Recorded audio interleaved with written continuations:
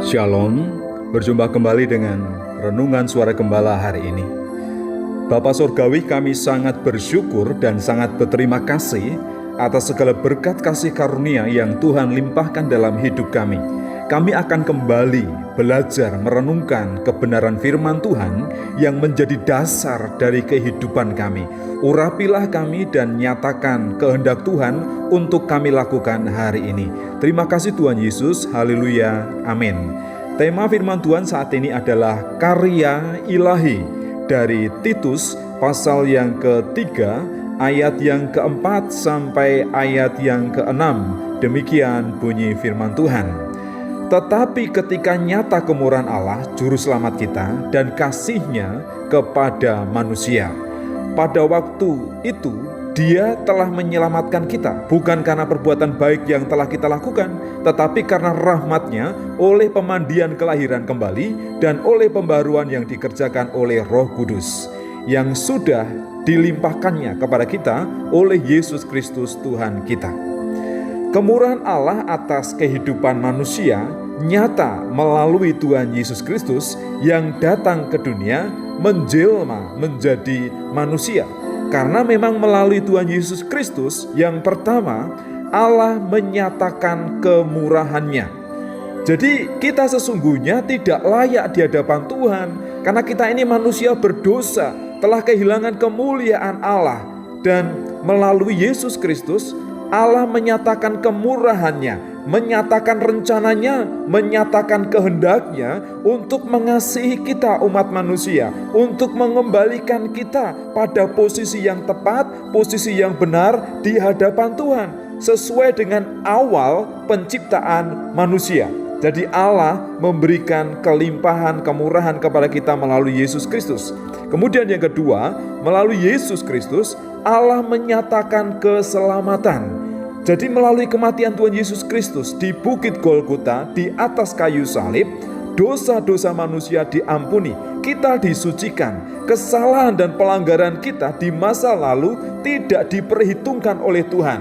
Bahkan Daud menyatakan sejauh timur dari barat, Allah membuang dosa-dosa kita, Allah melupakan segala kesalahan kita, dan Allah menyelamatkan kita dari hukuman dosa yang seharusnya kita tanggung. Itu sudah ditanggung oleh Tuhan Yesus Kristus di atas kayu salib. Mari kita berterima kasih dan bersyukur kepada kemurahan Tuhan, keselamatan yang diberikan kepada kita. Kemudian yang ketiga, melalui Yesus Kristus Allah menyatakan pembaharuan. Hubungan antara manusia dan Allah dipulihkan karena dosa kita terpisah, ada jurang pemisah, dan Allah memulihkan sehingga kita bisa datang ke hadirat-Nya, bisa berdoa, berbicara kepadanya, menikmati firman Tuhan, menikmati suara Tuhan dan kehendak Tuhan. Itu akibat pemulihan yang dikerjakan melalui Yesus Kristus. Hiduplah dalam kebenaran, hiduplah dalam kehidupan yang baru. Karakter yang lama harus kita buang, harus kita tinggalkan. Jadi apa yang perlu kita lakukan? Yang pertama, terimalah dan percayalah kepada Tuhan Yesus sebagai Juru Selamat. Tunduklah kepada pimpinan kuasa Roh Kudus. Dan juga berjalanlah dalam kehidupan yang baru. Berjalan di dalam kebenaran. Sesuai dengan rule, sesuai dengan aturan, sesuai dengan ketetapan-ketetapan hukum Tuhan yang dinyatakan kepada kita. Dan hidup kita akan diberkati oleh Tuhan. Kita layak datang kepadanya, kita layak menikmati setiap janji kebenaran firman-Nya, dan kita juga layak untuk menikmati kehidupan kekal di dalam surga bersama dengan Allah Bapa kekal selama-lamanya. Itu adalah kemurahan dan anugerah Tuhan. Melalui Yesus Kristus, Allah menyatakan kemurahan, keselamatan, dan kehidupan yang baru bagi setiap orang yang percaya kepadanya.